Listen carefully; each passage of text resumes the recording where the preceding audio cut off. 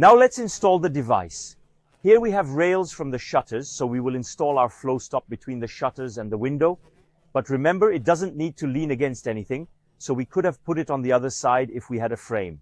The idea is first to give your cushion a little shape. So we pre-inflate it. I make sure the valve is up, do my quarter turn, and start to pre-inflate. I give it a little shape so it is easier to position it. And I do the V technique. Very important.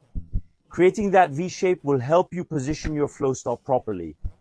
All you have to do is slide your hand under your cushion and you'll bring the angles back. You see, from then on, I have no difficulty positioning it in the opening. Once it is in the opening, I can start inflating it a little more without worrying about shape or position. When it holds well, I'll do the V technique again on the side. See?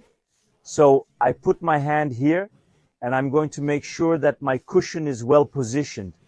I want these two tongues to touch the floor. Then on the other side, I've got my cushion. I'm doing my V again, and I've got my tongue resting on the ground. From there, I can finish inflating to 1 bar. I secure it.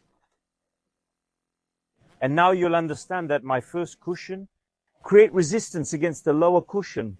So when I'll inflate the lower cushion, it will push down, creating a perfect seal. Now we can inflate